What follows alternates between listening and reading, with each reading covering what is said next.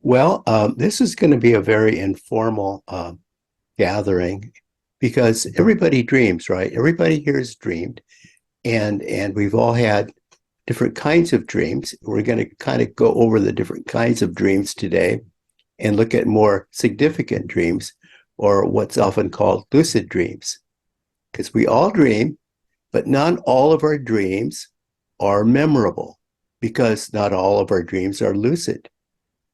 And if they were lucid, they would be vivid, they would be impactful, they would be highly significant, full of personal insight.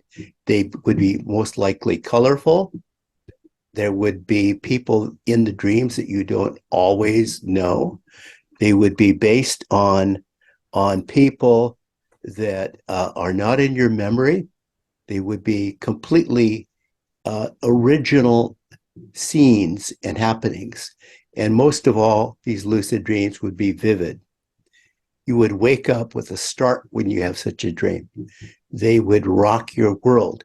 They would wake you up, and they're meant to wake you up because they're inner dreams brought to you by your spirit.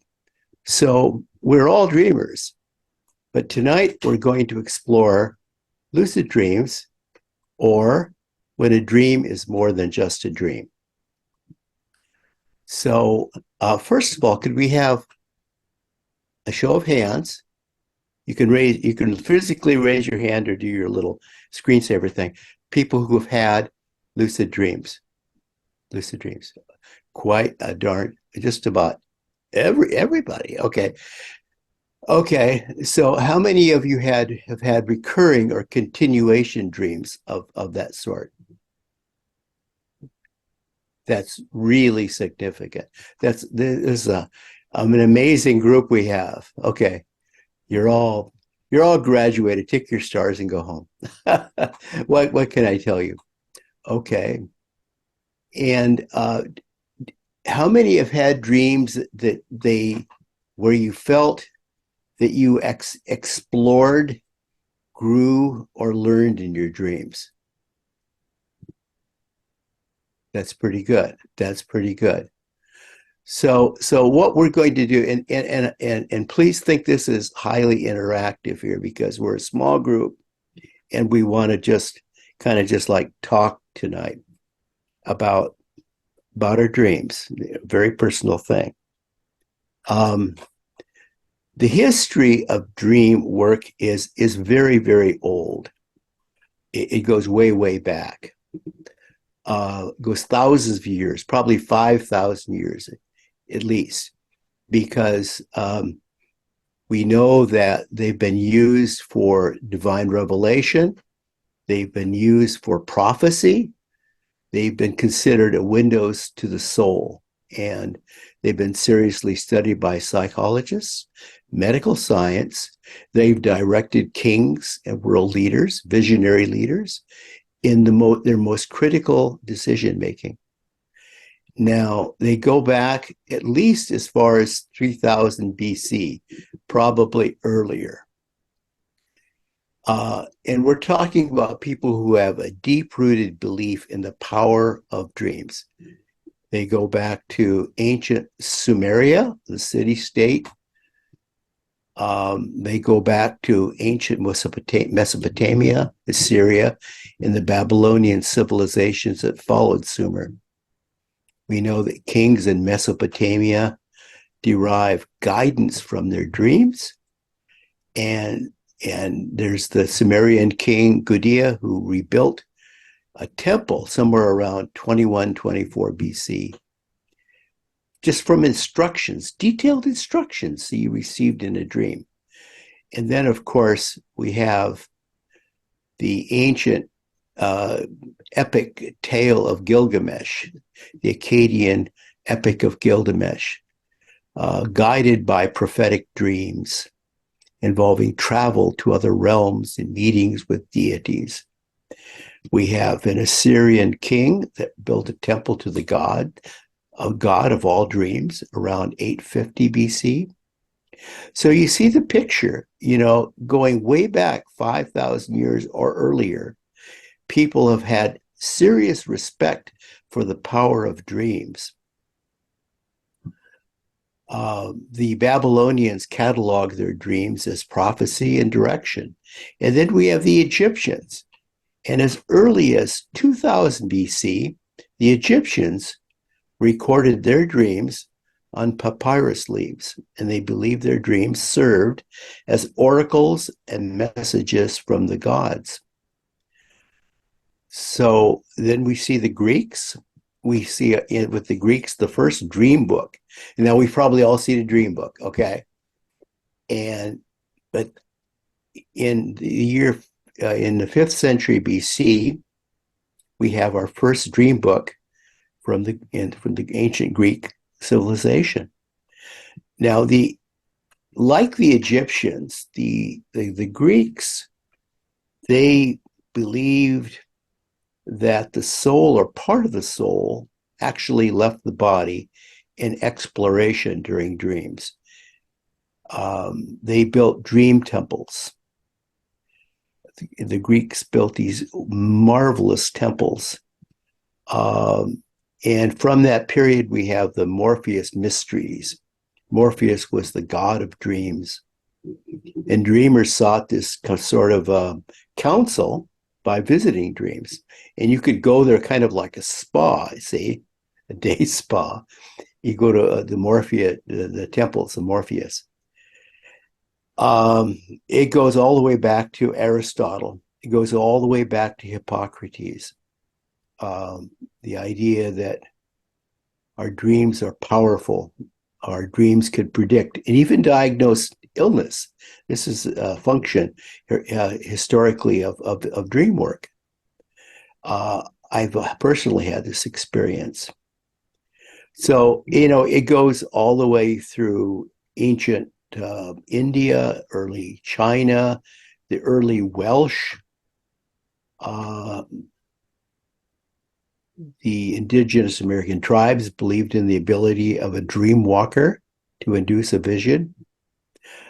Early Mexican natives believed dreams represented a portal for contacting and visiting ancestors.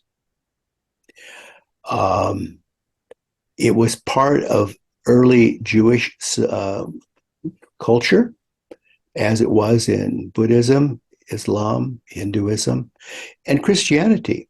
But we have the story of Jacob's ladder. Many instances of dreams and dream work in the early Bible. King Solomon had many, many dreams. David had dreams. Somewhere this all kind of ended. It became unfashionable in Christianity to have dreams. They were considered during the Inquisition or that in the Middle Ages that dreams were considered sinister. They were something of the devil. You'd have a dream, and you were cavorting with the devil. That all changed with the Renaissance. We had many amazing painters come out of the Renaissance, and they would have profound images of spiritual dreams. This brings us all the way through to our modern society. Carl Jung believed very much in the power of dreams. So here we are, we've looked at the history of dreams. We know that going back for 5,000 years, kings and visionaries and world leaders and philosophers, scientists have all been inspired by what they would call dream work. They used them for diagnosing illness. They used them for solving huge problems, insight that they wouldn't normally have during their so-called waking hours. So we come to our modern period of time and we look at research into dreams. Now, the research into dreams mostly look at what we would call a common dream. And now I know everyone here is going to raise their hand. You've had a common dream, right? Where you're not really, you have a restless night, and you're tossing and you're turning in your sleep, and in this restless period, the body's not really quite asleep, the mind's still functioning, and you can't quite let go of ideas that are just going spinning around and around and around in your head. And even though you're half asleep, even though you're physically and mentally, in bed and sleeping, you're not fully asleep, and your mind is still working on all of these great concerns that you have. Your worries about what happens tomorrow, and these undeveloped problems you've had in the past that just keep you up at night. And these are the kinds of dreams that are just terrible, and they're common dreams. They're restless dreams. They're fitful dreams, and they're ordinary because these are the dreams that we have when we just can't let go of all the problems of the day. And these are where we have nightmares, and in these dreams we often play all the parts ourselves, and they're very often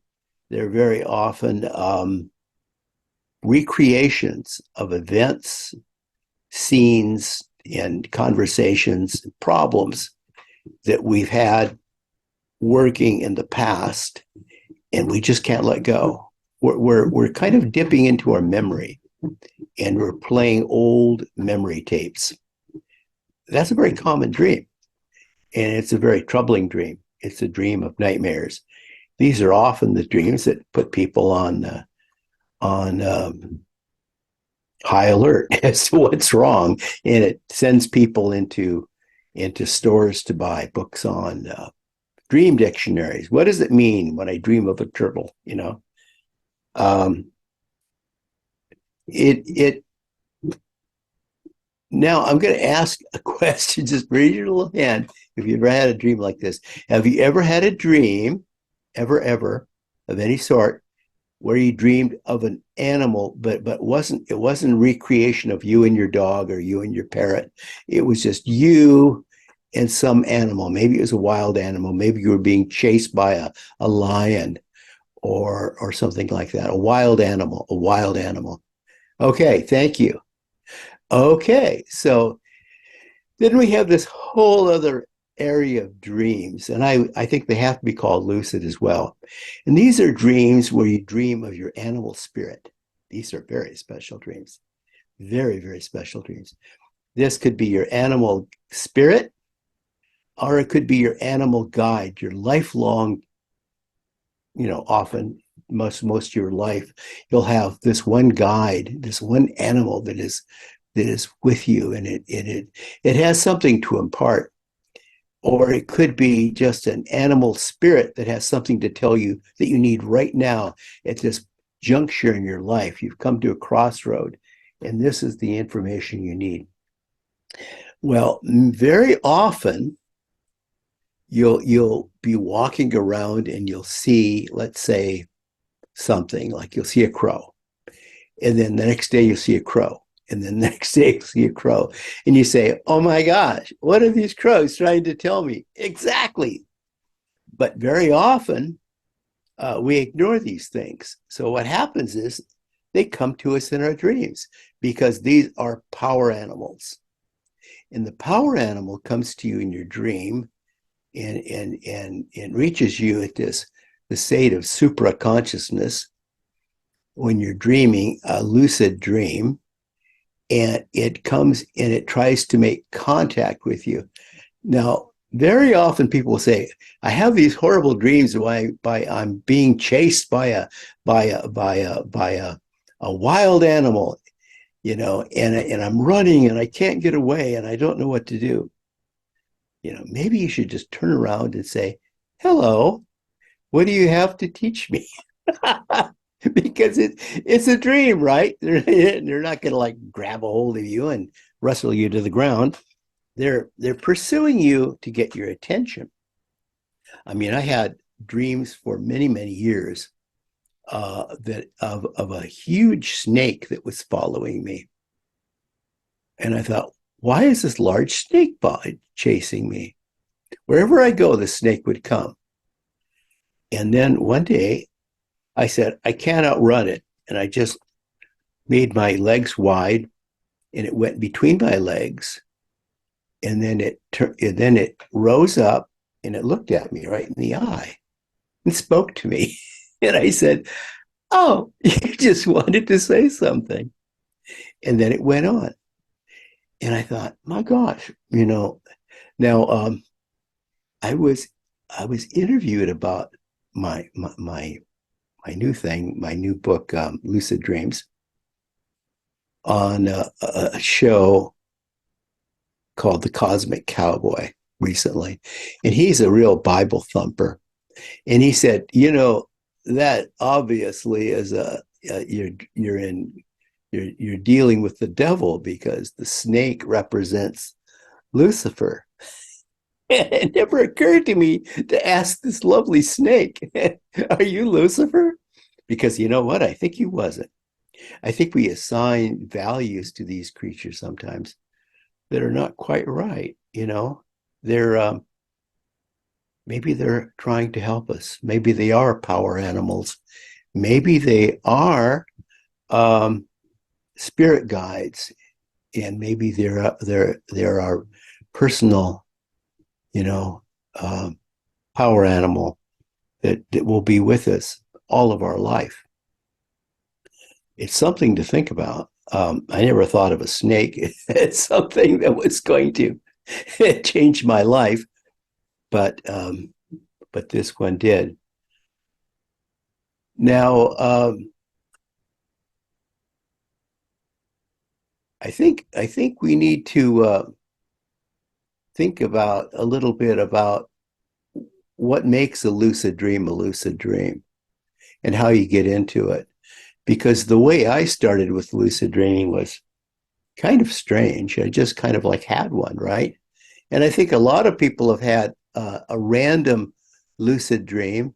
I could see Coral is shaking her head. Yes, yes. It's like, oh my gosh, where did that come from? And how did it happen? And then I thought, oh, but the real question is, how do I make it happen again?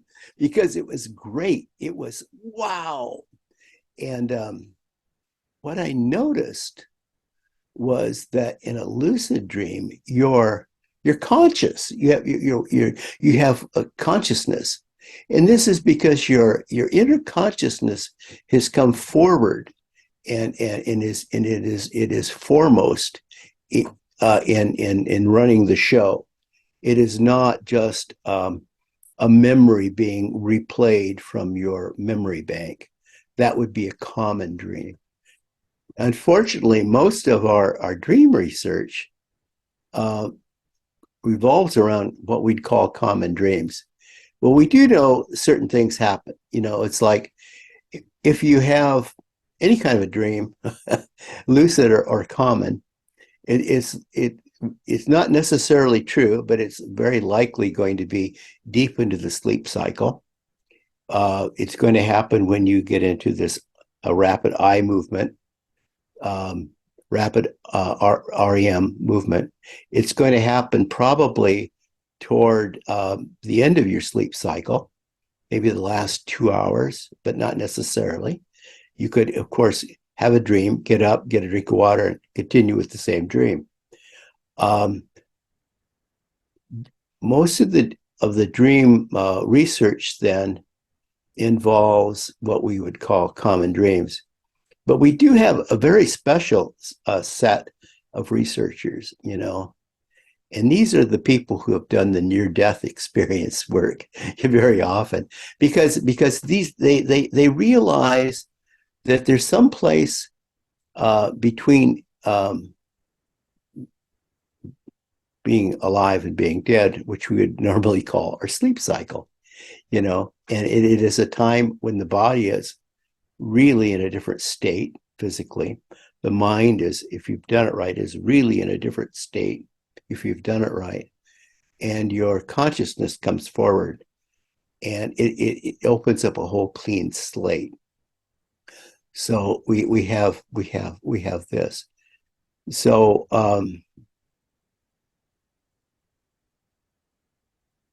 I think in planning for a lucid dream, what you really need to do is to consciously put the body to sleep, to deep sleep. Most people, when they go to sleep, they just crash, right? They crash in a bed or on a sofa or wherever, and they are in front of the television, maybe in front of us in the big easy chair. But you crash, you see, and you just kind of relax, but you're not fully asleep. You haven't fully put yourself to sleep. So the body is still kind of like receiving a lot of information. You're receiving perceptive information. Hearing, seeing, touching, smelling, and this is all very confusing. So you're kind of like into the material world. Where you're going in a lucid dream is not in the material world.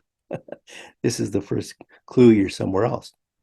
Um, the other thing is when people want to have a lucid dream, and I learned this from, as I say, having a random one and then trying to recreate it, is you need to put the physical mind completely to sleep, as you can, because if not, it continues to function throughout the night, and you're continuing to play memories over and over and over. It's kind of like, oh, let's put on a tape, one of our mixed specials of all of our favorite memories, and keep playing it throughout the night, right? And see, this is a mixtape we can't let go of, and it's like, oh yeah, this is all very good. And you think, well, if I just kind of like rest here, I'll be, fine. But your mind is just keeps going over and over and over and over, and you can't let go. And here's the funny thing. And my first teacher, Louis Gittner, told me this. He said, these people, if you couldn't resolve these questions when you were wide awake, what makes you think you can resolve these questions when you're half asleep? But this is what we do. We wake up and we're still vexed by all of the problems we had when we went to sleep.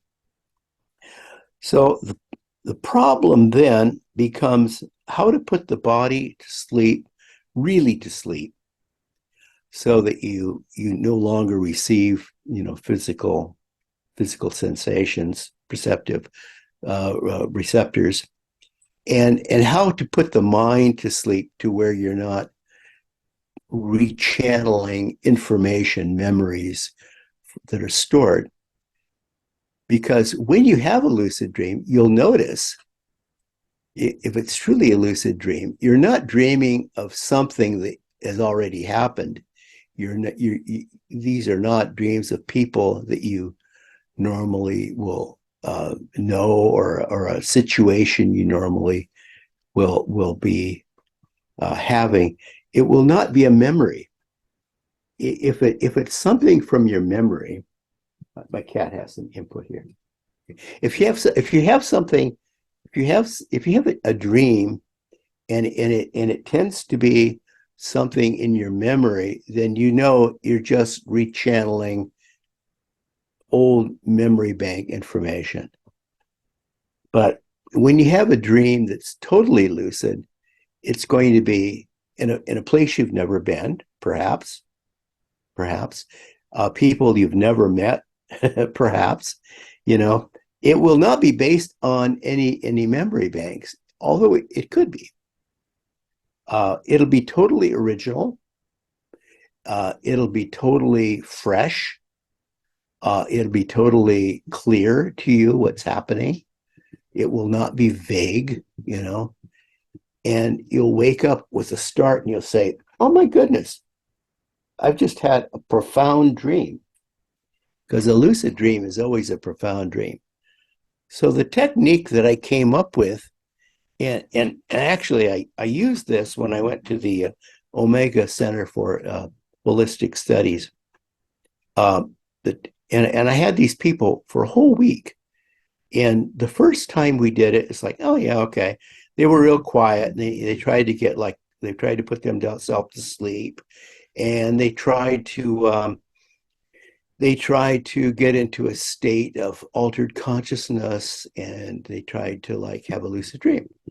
And they'd never had it before, so it was like, how do they have it?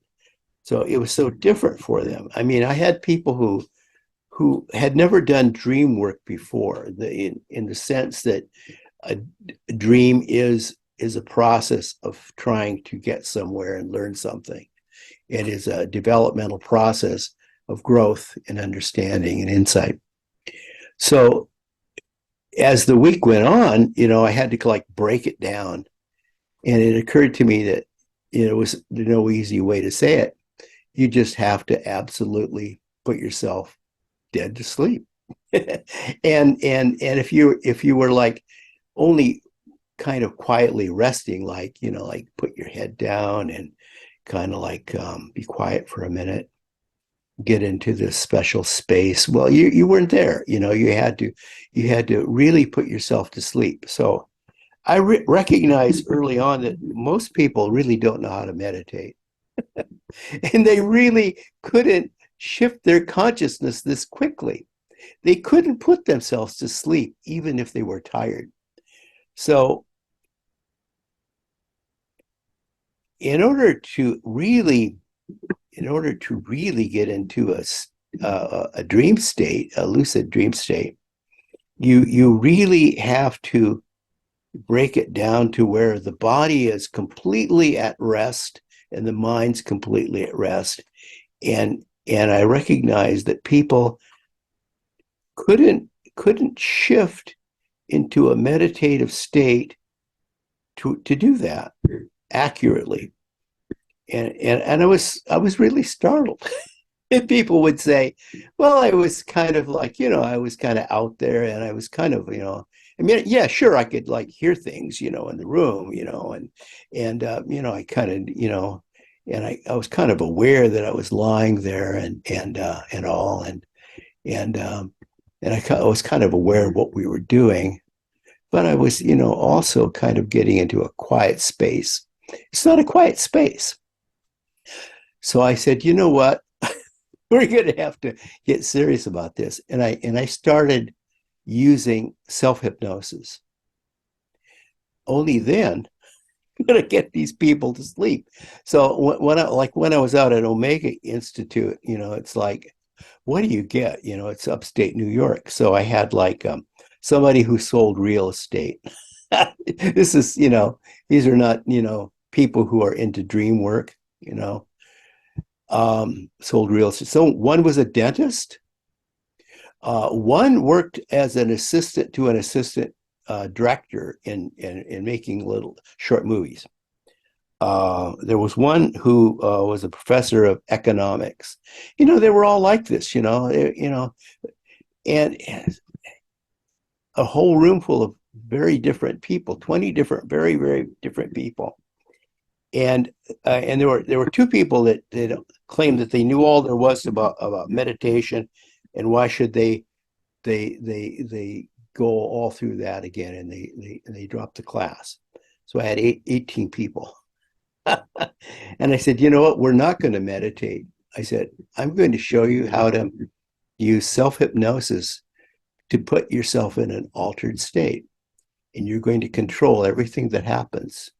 You're going to program it so that you can go somewhere and see something that will be totally new and fresh. And so I think when I first got to the realization people really didn't know how to meditate very well, I said, you know what? I'm going to have to study, how to do self-hypnosis. So I read all I could and I started signing up and putting myself, I had no particular training, but I went through various classes in self-hypnosis. And I realized that uh, it was very, it was not that hard. People could lie down or even sit in a chair, and if they could focus on their feet becoming tired, they could put their feet completely to sleep. So much so that if they stood up, their feet would buckle from under them. They could do the same thing with their legs. And the trick was to actually go step by step and consciously will your body to go to sleep. So you start with your feet, and then your legs, and then your torso, and then your chest, and then your arms, and then your neck and your head, and then all the way up to your ears would go to sleep. And then you would slowly do this, and you would consciously do it, not proceeding to the next part of your anatomy until the last part was really asleep. And then you were asleep. And then finally, I'd say, now, I want you to put your physical mind to sleep too. You're just going to listen to my voice and nothing else. And they would do that. And it was hard. I think the hardest part was, and this is why I think people have a hard time meditating. There's this expression in Eastern spiritual science that the mind is the slayer of the mind. And I think this is wrong. Just as wrong as when they say that meditation is concentration, because it's not. It's exactly the opposite of concentration. It's actually the physical mind giving way to the inner consciousness. There's your super consciousness, your inner consciousness, your inner self. In theosophy, we call this the hidden self. And this inner self comes forth only when there's a willingness of the physical you to allow it to happen. So, in short, there needs to be a harmony, an inner harmony of the body. There has to be a harmonious relationship in which the physical mind and the physical body willingly go to rest, knowing that they'll be safe and peaceful and have a very pleasant, totally restful, perhaps the most restful night ever, while your inner self, your inner consciousness comes forth and takes them somewhere. And only then, when you look into that and you hear no sounds, no words, there's nothing. You're looking then into total void, and you see a blankness in front of you in your inner mind, in your inner eye. You're looking at a blank screen, and then you begin to draw on this blank screen where you want to go and what you want to see, what you want to experience, what you want to learn in this lucid dream. You're asking your inner spirit to take you somewhere. And it can, because your inner spirit knows all. It was there before you. It knows everything about you and where you should be and what you should be doing. It knows what comes next. It is the perfect guide. It can write a program for you as to where you should go. So it's not like you have to come up with a clever place where you're going to go. You need to think of what you need in your life. And your inner spirit, your inner consciousness will then program for you. This is really creative visualization. You're creatively visualizing where you want to go. And the you that's creatively visualizing is your inner consciousness. This is the beauty of it. So you do this with total control. You are in total control of programming a lucid dream. And when you put the body to rest, you visualize and you employ the full power of intent to leave the body, then spirit will take you there. That program that you've drawn through creative visualization, that program that you've drawn becomes a perfect roadmap. Now, it's important when you visualize, creatively visualize where you want to go and what you want to see and what you want to learn. It's important not to think in terms of words or sounds or even memories of places you've necessarily been. It is only important to think of what you need. What you need is not what you have in your memory banks. It's what you don't have. So you're calling on your inner resources, right? Your inner strength. You're calling on your inner strength to direct you where you need to go and what you need to see and what you need to learn. This is self-help as it gets. This is you helping you. So I think it's important to realize that in a lucid dream, you could go anywhere. You can go into the future or into the past. Spirit, dreamwalkers do it all the time. It is not hard. You can put yourself there. You can go to places that are familiar to you or places that are only vaguely familiar to you. You can go to parallel worlds. You can go to exotic realms. You can go to other planets. You can go anywhere. You can go to other planes of existence. You could visit the mental plane. This is my favorite. You could go to the mental plane. You go to the causal plane. You could go to the emotional plane. You can go to the Buddhic plane. It is great. It is absolutely great. And how can you go there? It is very simple. Your consciousness does not just reside deep inside you. It's not inside your heart. It's not tucked away in your lungs. It lives on every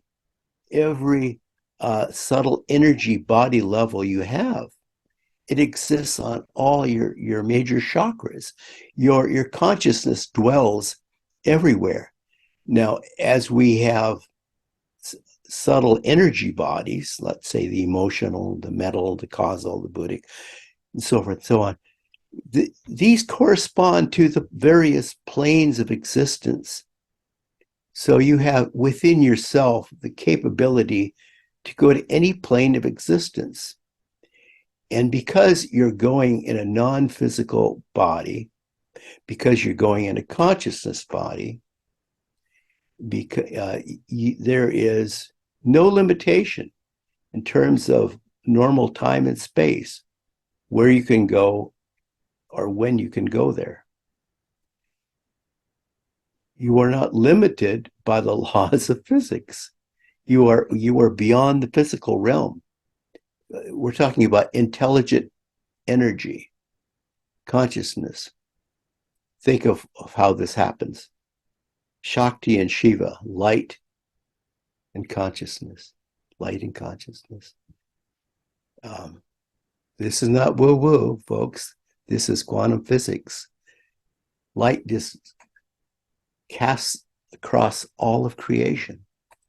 And as it is received by human consciousness, it becomes self-aware. It becomes real. It becomes manifest. We are seizing the moment. So there is literally nowhere you cannot go in a lucid dream. Um, I like to go to places I've never been because where I've been is just my memories. I like to go. I like to explore things about myself I need to know, like why am I sick? You know, why do I have a headache? Why am I limping? Um, for 5,000 years, people have done dream work for exactly these reasons, and sworn by them. Aristotle, Hippocrates, all swore by these techniques. Um, Absolutely accurate. So I think that I'd like to open it up a little bit here before we break to anyone who would like to share a lucid dream experience or ask any questions at all about lucid dreaming. Carl? Um, well, some people lucid dream during the day, so I'm just and that it they don't even Yeah, um choose it. yeah, They might not even I mean, even if they're resisting, they still lucid dream. yeah. So Like a flash or like a yeah, and it can be a few minutes day, and like a daydream. yeah, but it's an actual dream. Yeah, It's in another country. yeah, You can yeah, see what's happening. yeah, And so what kind of state of mind is that? yeah. So in the book I have coming out in programming lucid dreams is I go into it in two different areas, programming a waking dream. Like you're, let's say you're just sitting in a chair and you suddenly you have a dream. This is a legitimate dream. And it's like, oh, it only happened a second. It doesn't matter. You could dream a whole lifetime in a few seconds because what we think of as normal time and space does not exist in the dream realm. It is totally different, and you can actually have, now these are spontaneous in most cases, right? But I think that you can also program a lucid daydream or a sudden waking dream. You know, I mean, we've heard of wide open meditations, right?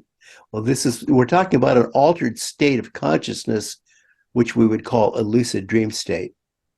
Now, in my own thinking, lucid dreaming and meditation are basically the same thing. You're free to disagree, but I think you're reaching an altered state of consciousness and going somewhere and having an insight.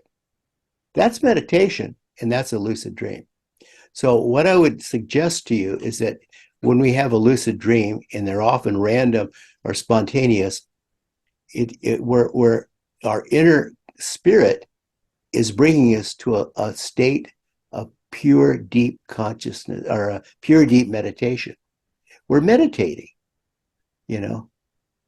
Look at your cat. My cats meditate all the time. They're not sleeping all the time. Sometimes they are. But a lot of times they're meditating. And I believe, as you do, I believe very much in the spontaneous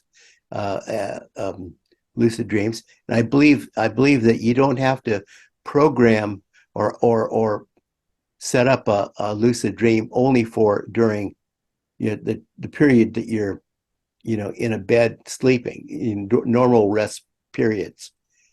So what I've tried to do in this forthcoming book is try to set up how to program a lucid dream during the day, or to happen when you go to sleep, because you know it doesn't take a long time to have a lucid dream, and if you really want to get a lot of mileage, I think, out of a lucid dream, you want to get to where you're having repeats and recurring dreams, continuations.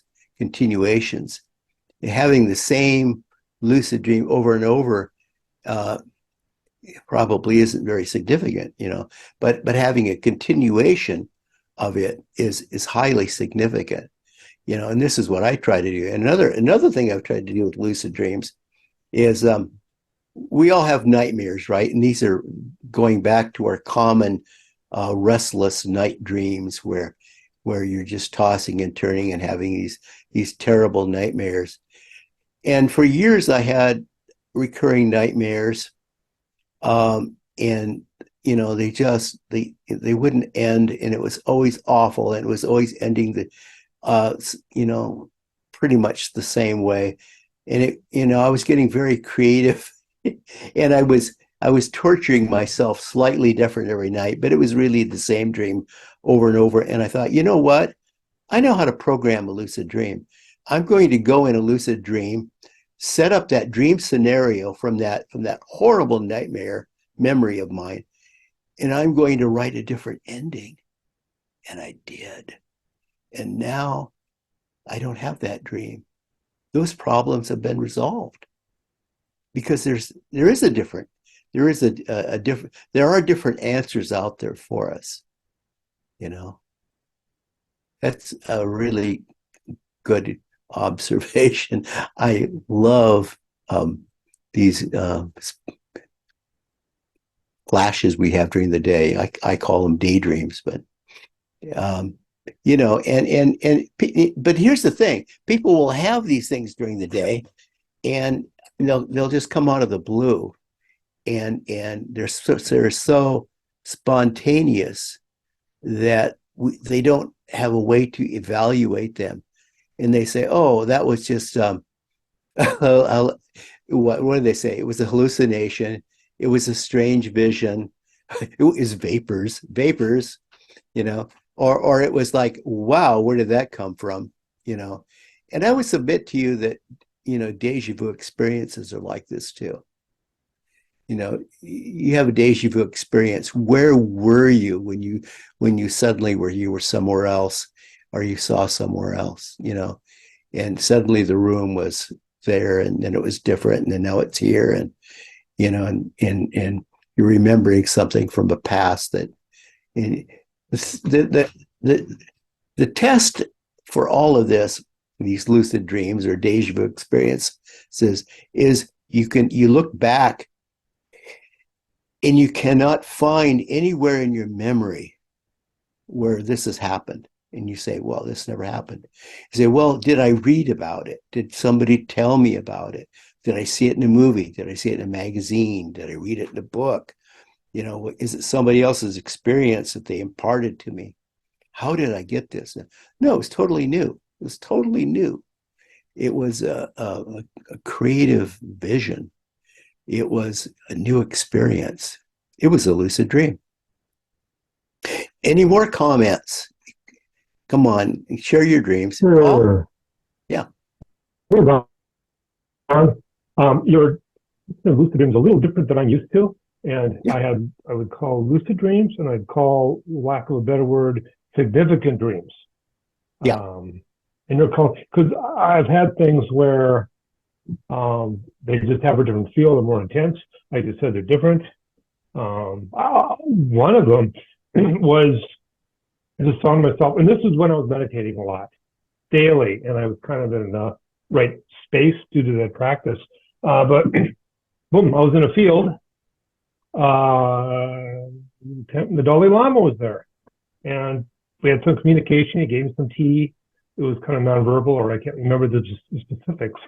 And then a couple of nights later, boom, I was in the same field, except there was some other guy there. He was the Dalai Lama's assistant, checking in how I'm doing and if I have more questions. So I thought that was just the craziest thing. Whoa. So I had that. I've also had what I traditionally call lucid dreams, where I have a test where, but these have been just kind of normal circumstances. And it's like, am I dreaming or am I awake? I would have the sense of mind to be able to ask the question. And then I do this test if I can kind of levitate and drag my feet behind me. Yeah. And I was like, it's working. And now I'm in a dream and I can play. So that sounds like a bit of a different thing. I think a lot of people have these dreams where they're being taught in the dream. And I think that I know I've had this. And it was it was strange to me when it first happened, but then he kept showing up, and I couldn't place that I'd ever met this person before. Mhm. And then when this person passed me off to another person, said, okay, now I can't help you much. I'm going to pass you off. And Yeah. this person is more patient than I am, and maybe Gotcha. this person can help you. And and then I was given like regular tests all the time. And then he said, don't feel bad if you can't solve these little riddles, because they seem simple, but they're really not. And and then I was, like a lot of people, I had this just once, but this is a very common one where you go to the upper room and you're all seated around a circle. And then usually there's like all these doors, and then somebody comes out and maybe sits in the center of the room and speaks to each person individually, simultaneously.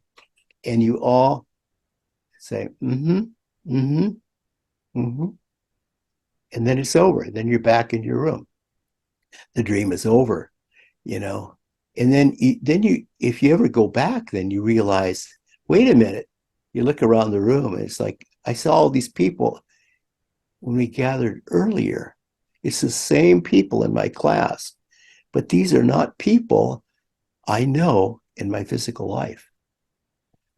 So you realize that you're all in what's called the upper room, right? The upper room dream is kind of a common lucid dream that I think is significant, and a learning dream. I don't know. I'd like to learn to fly in my dreams, but I don't think I don't think I don't think my teacher would have the patience to show me that. He Mhm. thinks I'm so slow, and he's right. Hope. As you're talking, I remembered an upper room experience where I met someone, I'll call her Jenny. I can't remember, someone suggested that we should have lunch. And so I'm meeting her for the first time. And the night before, had a very lengthy, specific lucid dream. I knew it was lucid, but it was odd. So in the dream, I told you about a library dream that I had before we started. I told you that this is a different library. So I'm walking up to this very ornate, beautiful bookshelves, and there's no stairs, but I know I'm supposed to get over a railing above. There's a second floor and a hall. So there's no stairs. So I'm supposed to climb up. And I'm clumsy, but in my dream, I was able to, and I'm short, but in my dream, I was able to reach up and get up all these different shelves. And then I laboriously get over the railing, and I'm kind of high up and I'm a little spooked, but I do it. And then I walk down a hall, and and I still remember this dream. I go to the left, and there's a really beautiful door, really, really big door with something I had to do to get it open. And I open it up, and just a cliche, there's a Buddhist monk on the other side. And he said, well done, you did it. And then I realized there's a woman standing next to me. Wow. And then, okay, so and I distinctively remember what she looked like.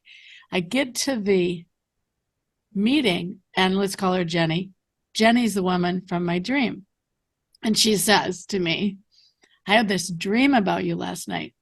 I had a dream that this whole thing that I did, crawled up, instead of the stairs, I crawled up, blah, blah, everything. The door opened. She was waiting for me on the other side of the door. So then when I opened the door, we're standing together. And she looks at me, and then she said, in the dream, she looks at me. And then in real life, I said, I had that, you're going to think I'm crazy, but I had that exact dream. And then I fill in details and we compare. It's the only time I've had a shared lucid dream. Yeah. And we went on to become, she was a very significant person in my life for a while, made some amazing connections because of her that were significant. And obviously we were I was able to give her things because for various reasons, I could support her in certain ways. And it was very significant and very intense. And then we haven't talked to each other in 20 years. But it's like, wow, that we did that so that we would know, pay attention to this person, I think. I mean, I think that was part of Yeah, it. yeah. But it was amazing. Lucid, the shared dream is a real special dream. And you could program that, I've done that before, but it's very special when it happens kind of spontaneously. I mean, I had this dream at one time where the teacher I was describing you, he would show me how to find light in caves and things, and he was teaching me the meaning of color. That was really interesting. And then he said, next time he said, I always walk up to you. He said, why don't you ever walk up to me? And I said, well, I don't know where you are. And he said, sometimes you have to look for things.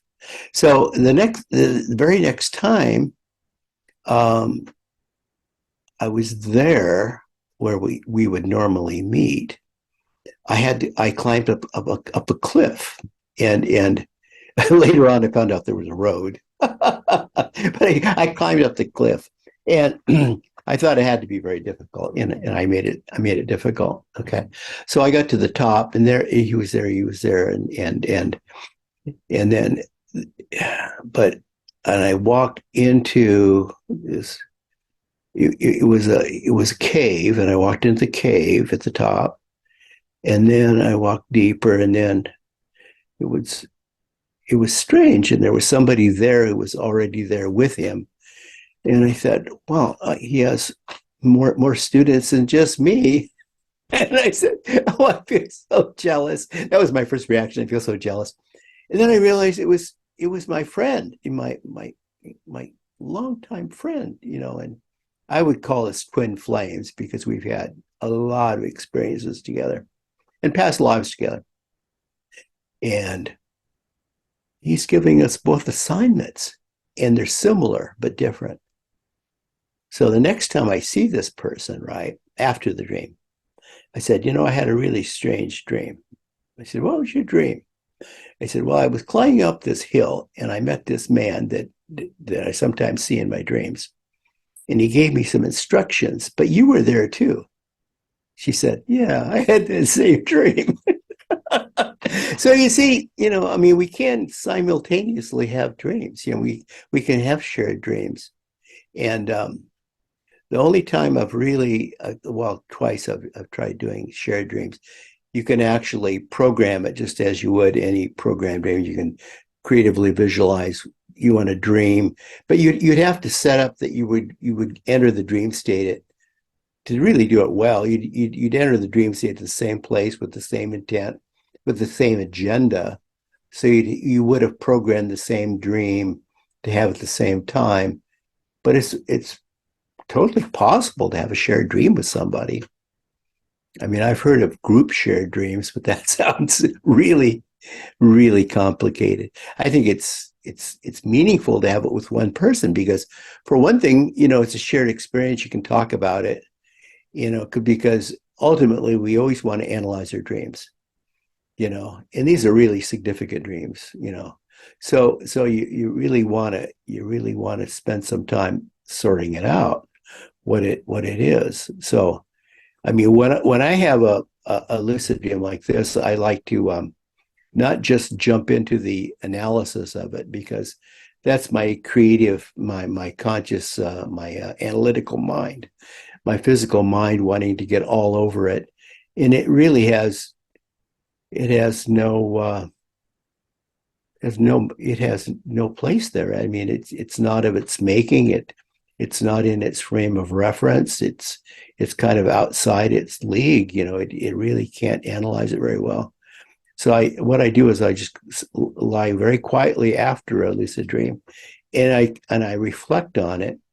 In other words, I go into kind of a quiet, reflective meditation where I'm just reflecting on the dream. I let the dream just kind of envelop me, and without really thinking about the details of it, it just kind of like enters my, I take it inside. I interpersonalize the dream. And then I think when you get up, then you maybe can do a little bit of analysis, because at this period, this is when your physical mind and your inner consciousness are going to share this wonderful experience. So, you kind of bring it in and you say, well, now let's look at this. What does it mean? And the first thing you want to know is how to do it again. I think what we're going to try to do when you come back, if it's okay with you people, I'm going to try to set you up for a lucid dream.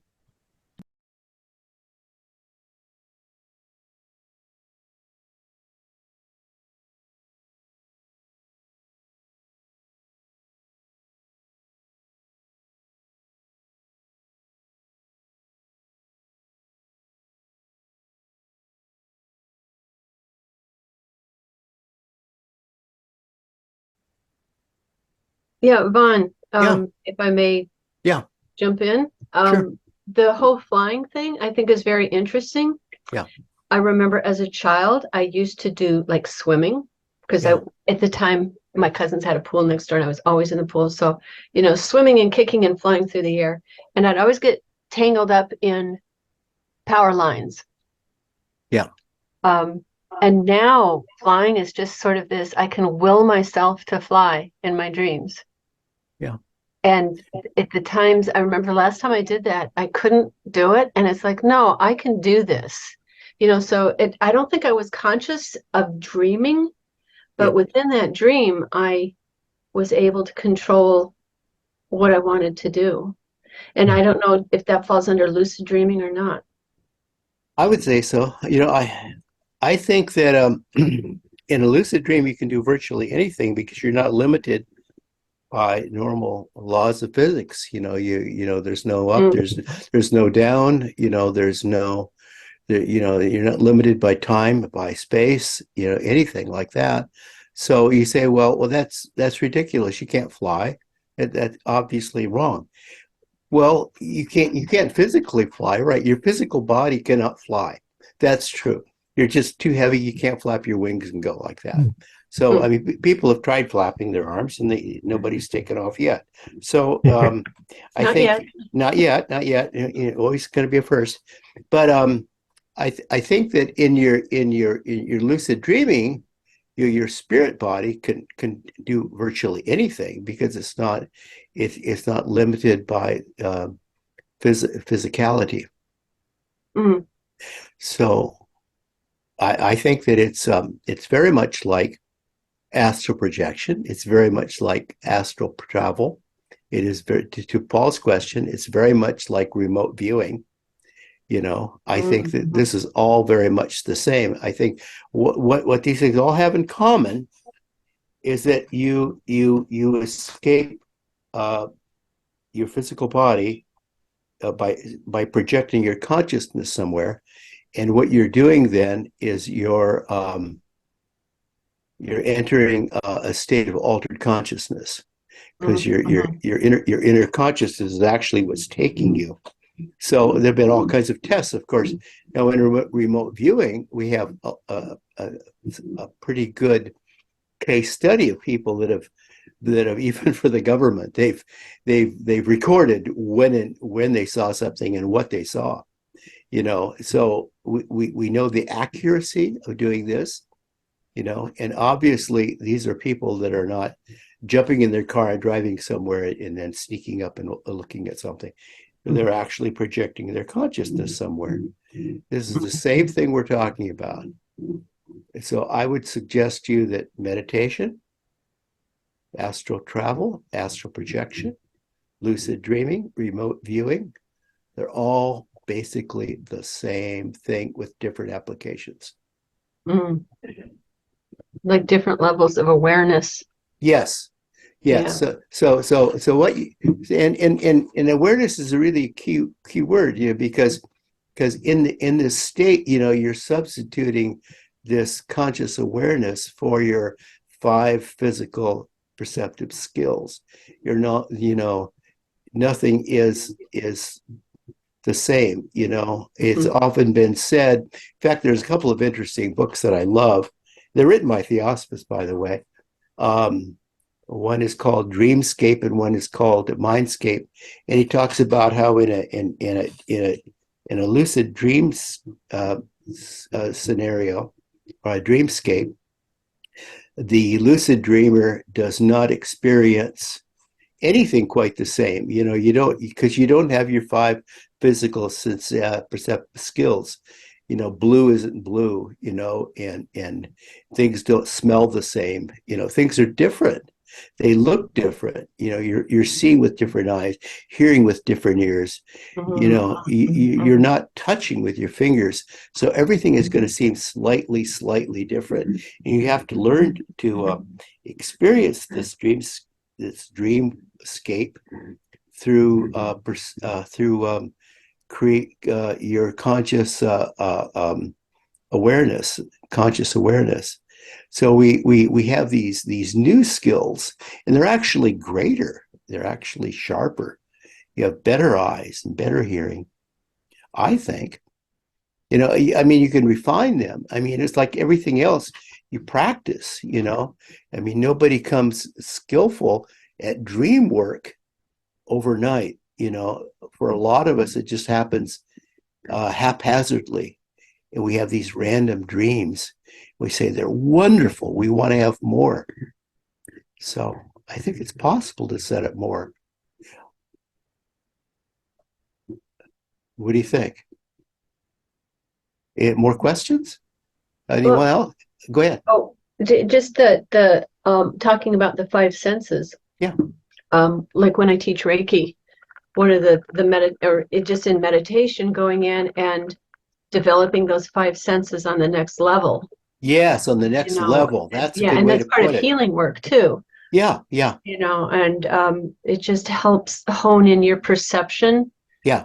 So like using lucid dreaming, to diagnose illness, which goes way back thousands of years. People have been doing this with some success, and I've done it myself. Is you can objectively stand outside your physical body and look at yourself and see what's wrong, because you have this conscious awareness that's very keen. You're not looking at it quite the same way. You're sensing it. You're sensing what's wrong.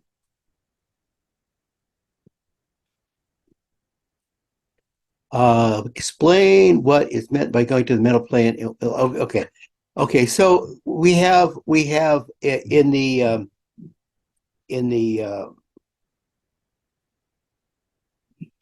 Hindu model, we have the seven basic planes of existence, and it starts with our core body. This is our dense physical body, and they say that everything that happens outside of our body, this luminous egg of energy bodies outside of us, and I think we can go overboard in saying that they exist outside of us because space is all relative, and these are non-spatial things. So you say, like, your dense physical body, everything that happens on the other levels, emotionally, spiritually, mentally, it all comes to roost. So, and I found this to be true, that if I become physically sick, it was because I was spiritually sick first, or mentally sick, or emotionally sick, and then, gosh, then where else could it go? It just like crashes in on me, because these are all interconnected. This body harmony, this holistic view of ourself, the whole view of our totality, looks at layers of existence or subtle body levels. So there's beyond that, there's an etheric level, which is considered the blueprint of your physical, your spiritual and physical self are intertwined by this envelope that is right next to your dense core, and it's called the etheric body. And it's like your luminous body. It is like a transparent version of who you look like. So many times when people will appear in astral projection or astral travel. They'll say, I saw an image that looked like you, but it wasn't a firm body. It wasn't a solid body. So this is the etheric body. This is like the astral double that uses the etheric envelope that connects the astral body or emotional body to the physical body. It relies on this envelope to show a transparent view of who you are. Very often then the etheric body would look maybe similar to you, but maybe larger, say, and vaguer, and you couldn't like reach out and like grab them and shake their hand. In most cases, some have mastered that.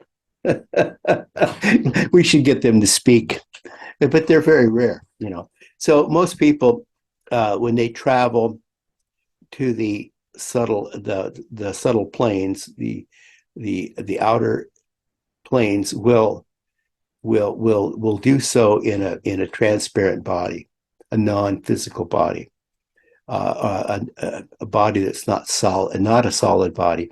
So then you have your mental body. Now all of these relate to like your not they relate to the whole, the totality of you, but they also relate to the planes of existence. So the mental plane relates to the mental plane of creation. So if you wanted to go to the mental plane, you would you would have to take your mental body with you. So this is where what we're talking about goes beyond astral travel or astral projection. The mental plane is not the same as the astral plane. They look different. They have a different color even. They're all color coordinated, right? And moreover, they're a different vibrational level. But you have within you an astral body that relates to the astral plane. Okay, it keeps you grounded, but it also, it shouldn't be overlooked that you actually can go to the astral realm. You can. You could go to the mental plane. You could go to the causal plane, which is a really fun plane. That's where things happen, and everything is like intuitive there. And you could go to the Buddhic plane, of great personal consciousness. You could go beyond that, universal consciousness. You can go to the higher level. You go all the way up to the Atma level, which is the God level. There are various planes of existence. So it's often said that when we die, not all of our subtle bodies will go with us. Some are lower bodies that stay here. For instance, the mental body, the astral body, and obviously the physical body. So these are actually actual realms of creation. Now, can we measure them? Can we scientifically show you where they are, and give you pictures of them? No, we can't. They're not physical. I mean, we can't measure them. I can't tell you how vast they are, or or where they are. It's a consciousness realm, right? So I don't know. Would anyone like to add to that? So the question is, how do we start lucid dreaming? And how and where do you start? And I would suggest to you that first of all, you have to focus your intent on what you really think you need to know. And you don't have to have a whole laundry list of where you're going to go and what you're going to see, because this is not known to you. it's like you're going on a treasure hunt, but you don't know where you're going and exactly what you're going to find. But you know what you'd like to find, you know? You have a vague interest in knowing something about a certain thing. So what you need to do is project that. And the most important thing of projecting your intent is to exercise your desire. You have to have a strong desire deep within you, deep within your abdomen, deep in your gut. You have to desire something, to really want to go somewhere and learn something. You don't have to know where it is. You don't have to know all the details of what's going to be involved, because if you already knew that, you wouldn't need to go there, right? But there is an aspect of you, your inner self, your inner consciousness, your intelligent um, consciousness, that already knows what you need. It knows where you've been, where you should be going, and where you are right now. And it knows exactly what you need. So what you do is what's the expression? Get out of your way and let it happen. You get out of your way and you let it happen. Now, the way we get out of our way to let it happen is we put the body physically to sleep. And then we put the physical mind, lastly, into a deep sleep, deeper than most people would know to go or have ever experienced. So it doesn't really matter whether you want to program this to happen when you go to sleep tonight. You can do that. And that's called post-hypnotic suggestion. This all clicks and all takes place the minute you close your eyes and you go to sleep. It's all programmed that it's going to happen, because you give yourself this post-hypnotic suggestion that the whole scenario, what you pre-visualized and pre-programmed, when you get to a deep sleep, that's where it clicks in. But you could also do it in the middle of the day, just sitting in a chair, just as you are now. And this is what I would like us to focus on right now, to show you just how easily this could be done. And we're going to set up tonight a situation where you're going to put your physical body and mind to rest, and you're going to program using creative visualization exactly where you want to go. And then you're going to hopefully, let's be positive, you're going to leave your body. You're going to leave your body, but it's going to be okay, because you're going to be very safe in your chair. No, you don't have to lie on your back. You can if you want to. You can get off your chair and lie on your back. That's fine. And if you feel more comfortable doing that, go ahead and do it, because you don't have to look at me, because I'll be whispering in your ear. Now, the only thing wrong with this is that I am going to be directing you, but I'm only going to do this one time. And then after this one time, I want you to do this for yourself. And I want you to keep practicing it until you get very, very good at programming your dreams. Because you could program very meaningful, impactful, significant lucid dreams on your own. So seated in our chairs tonight is perfectly fine. So what I want you to do is have your feet firmly on the ground. It would be better if you kicked off your shoes. You're going to do that right now. Oh, doesn't that feel good? You feel rested already. Yeah. Oh yeah. Okay. Now put your hands on your flat on your legs. Don't cross your feet. Don't cross your hands. Let your body go limp. Just let it go limp. You just close your eyes. You can slowly, bow your head, get into a restful position. And at this point, you shouldn't be looking at me, just listening. Now I want you to focus your attention directly on your feet and want you to put your feet to sleep. Give the order that the feet will now become very dense and heavy and go to sleep.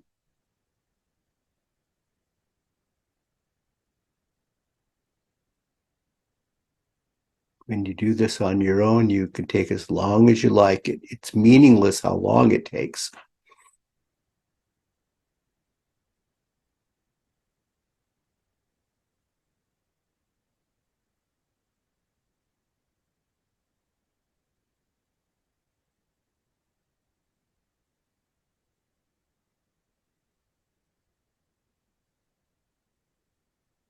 Now focus your attention on your legs, right up to your knee, your lower legs, and put them to sleep. When I say to sleep, they should be numb, they should be heavy, they should be totally to sleep. You don't feel them anymore.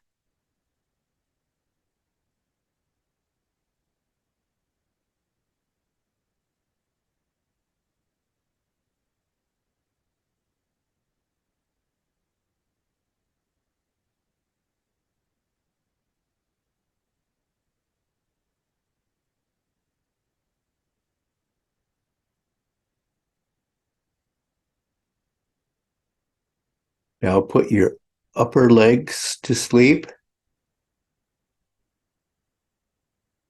from your knee right up to your waist. Focus that on that area and put it to sleep. Keep focusing on it and give it the order, the command to become heavy, dense, and to sleep.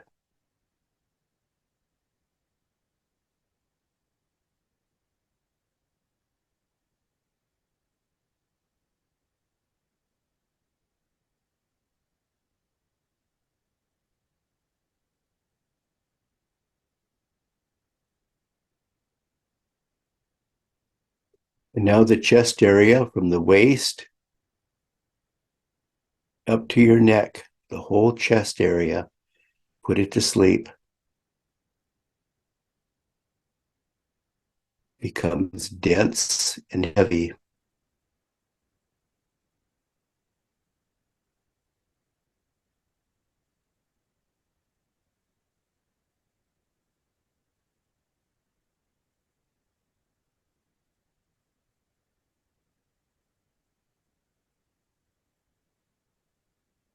Now your arms, put your arms to sleep. They become very heavy and very dense as you put them to sleep.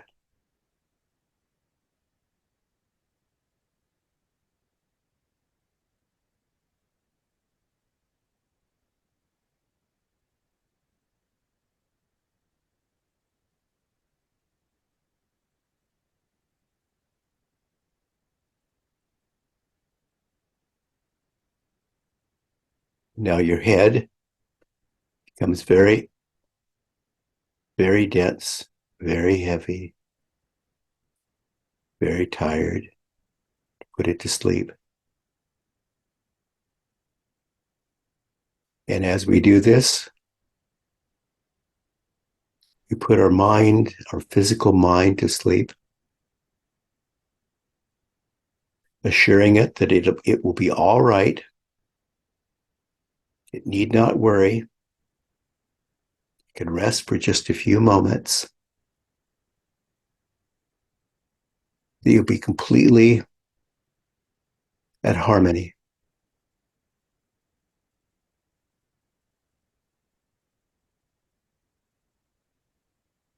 Now you're staring into darkness.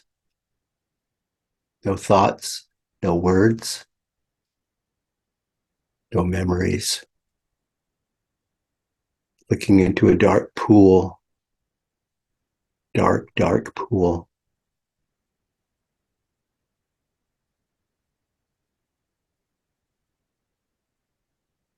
And now we begin to draw pictures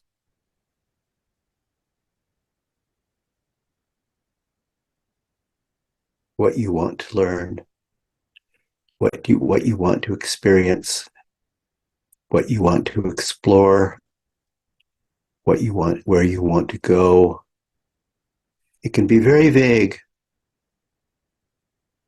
It can be just a desire, a vague desire.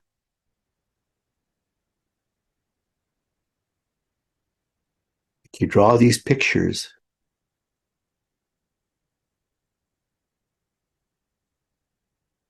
without sound, without word.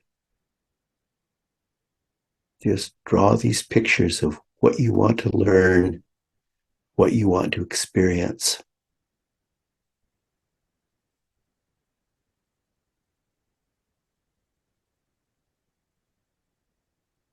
With the understanding that's where you're going to go.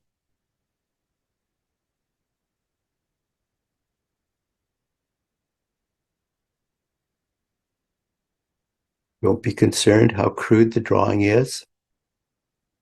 It's your own shorthand and you'll be able to read it. It will become your perfect roadmap to take you where you need to go.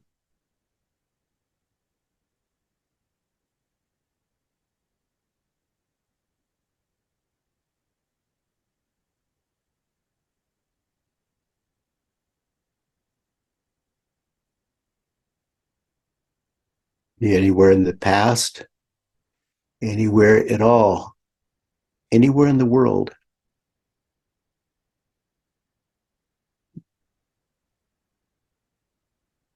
You create the event, the time, the place, the circumstance.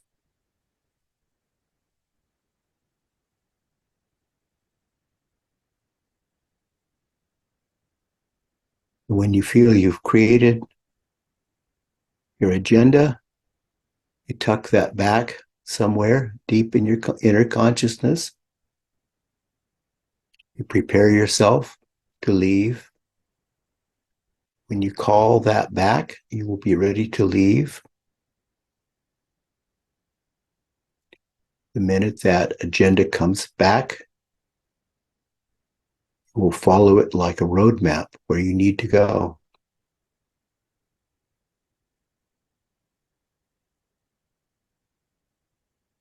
Give yourself permission to leave and return.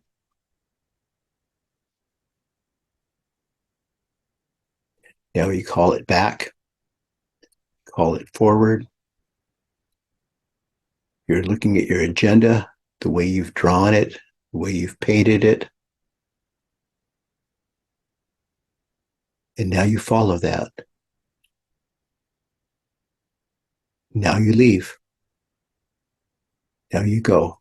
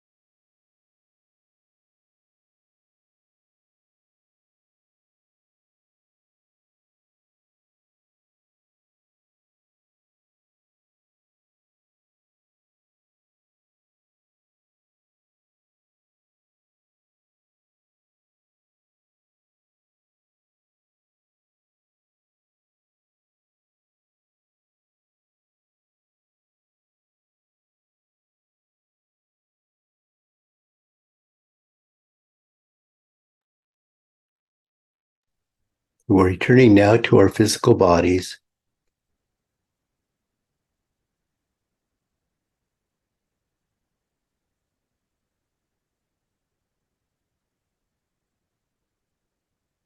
Take your time.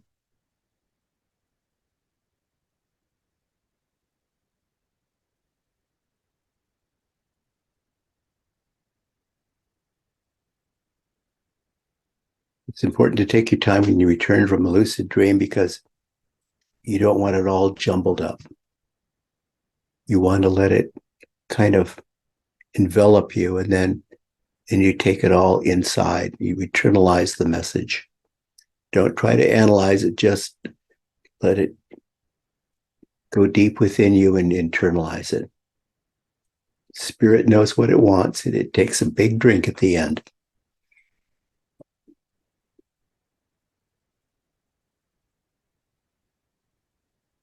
All right, welcome back. Now, I was reminded that when I worked at Llewellyn, we had an amazing psychologist named Michael Newton, who came in one day and he plopped this big manuscript on the desk and said, "These are some of my patients that I just can't forget. I've retired, but I can't forget them." He said, "I asked everybody the same thing. Go back as early as you can, and we're going to resolve your childhood problems." It was typically the way he would work. He says some of these people, however, took it very literally, and they went back and they went back and they remembered before they were here, their previous lives or life between lives when they were nowhere, kind of life between lives. And he said, then I realized that your consciousness can take you virtually anywhere. It was really amazing, and how accurate the descriptions were. They would come back, how detailed they were.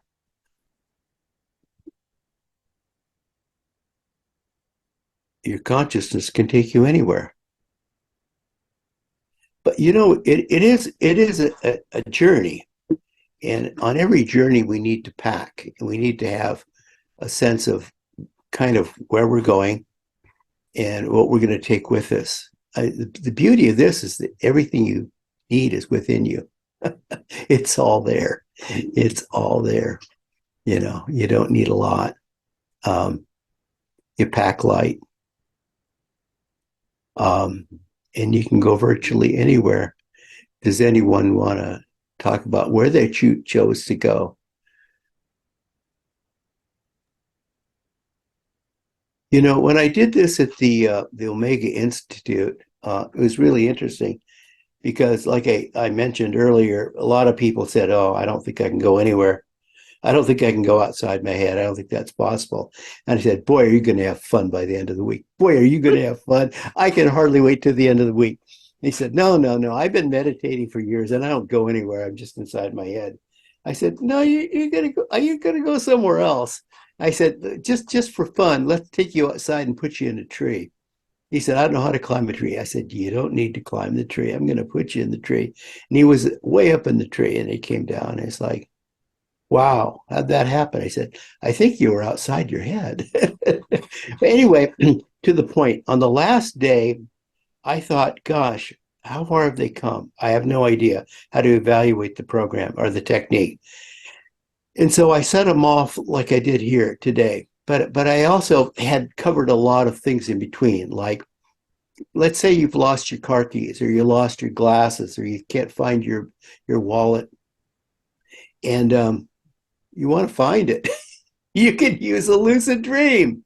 Let's say you're sick and you want to find out what it is. Let's say you want to visit somebody, on the other side of the world. You can do it in lucid dream, remote viewing.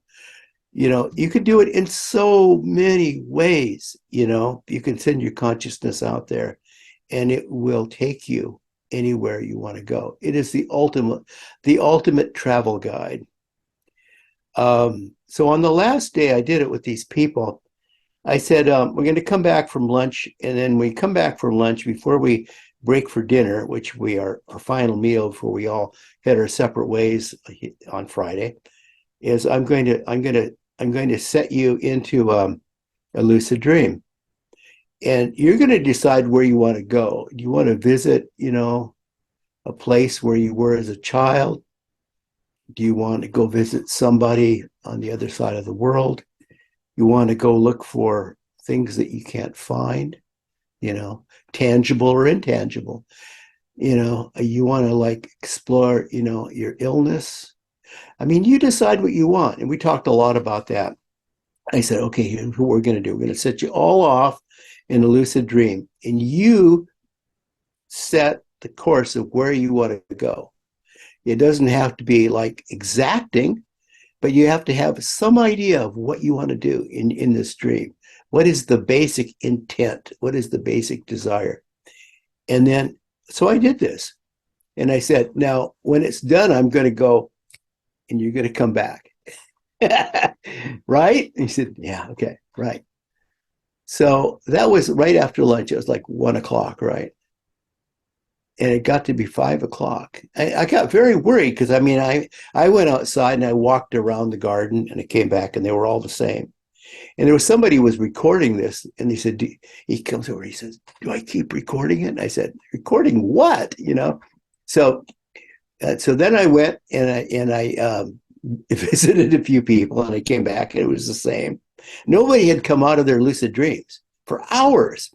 And then finally I said, okay, I'm going to go down to the lake, get in a kayak and kayak around the lake. And then I came back and it was like 4:30. And I said, what if I can't get him back? What if I can't get him back? I thought, no, Vaughn, it's going to be okay. It's going to be okay. I said, they're somewhere and only they know where they are. But they're 18 people going 18 different directions. And then I saw the sound guy. He was like winding up his equipment, his tape, and he was packing up. It's 5:00. He's going to get ready to quit, right? I said, oh. And I said, and they all, their eyes opened up and they said, slowly return to your bodies. Don't do it too quickly. And they just sat there for a while. And, now these are people that had practiced all week and got to that point. We just did this like in 15 minutes. And they said, what did they all say? Wow. Because they had, amazing life altering experiences. And every one of us can do this. Every one of us. Any questions?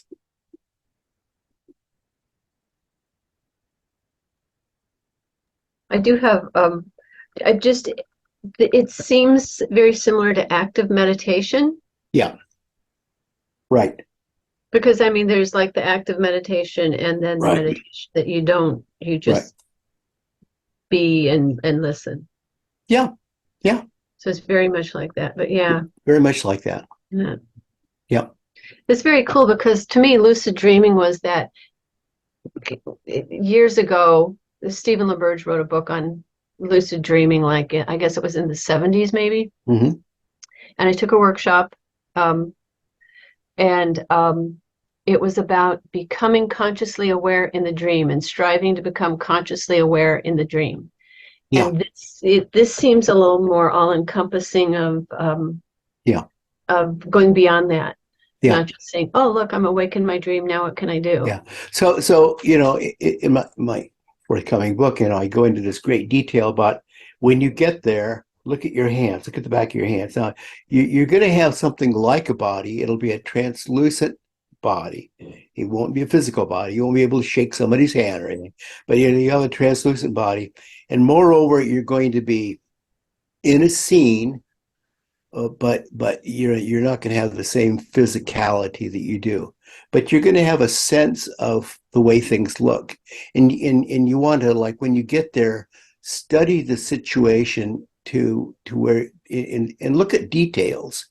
And it's important to convince yourself that you're really somewhere and that you're really observing. So you're consciously aware. That's the term, consciously aware.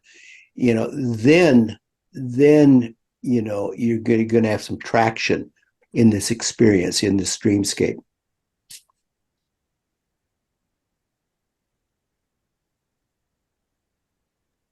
Anyone else, just unmute Yeah. yourself and jump in.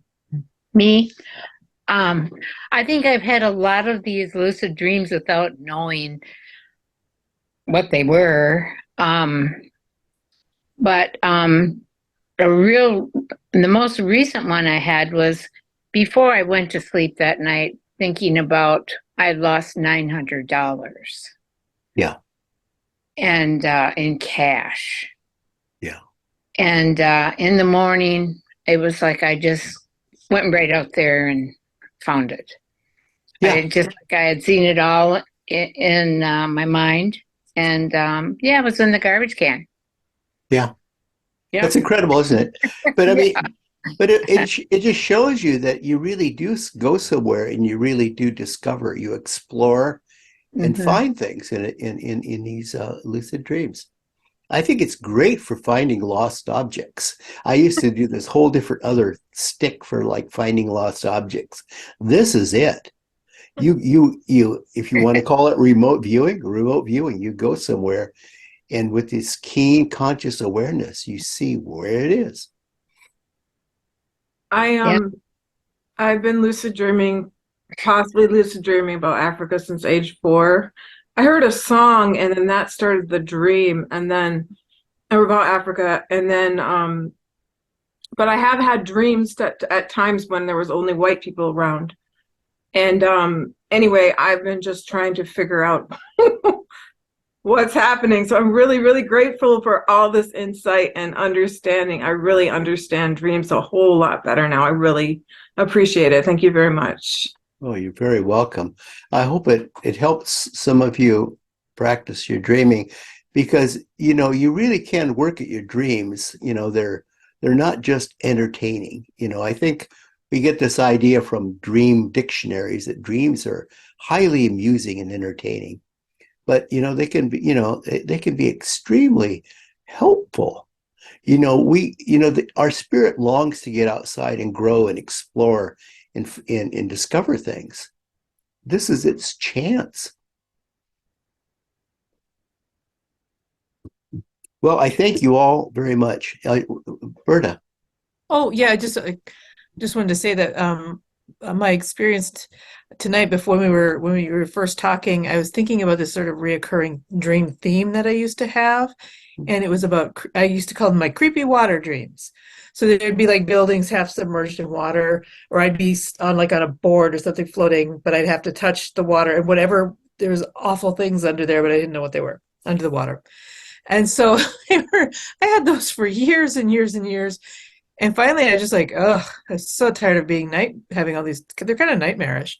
Yeah. I thought I'm just tired of that. So I just made myself, I said, if it's not useful, I don't want to remember it.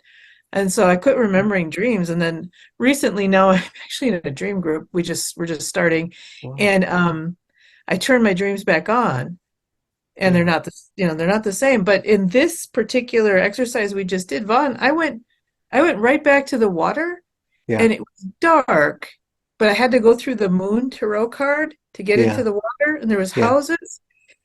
And then there's this lovely cave that was, and I just thought, wow, and I actually dove into the water, and when I came up, I was like on a crystal beach. The water was clear.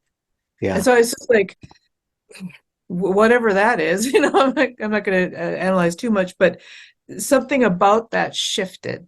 Yeah. And that was a completely different experience with water. And in my astrology chart, I am like all water, water, water, water. Yeah. So it's kind of in keeping with what I'm learning now too.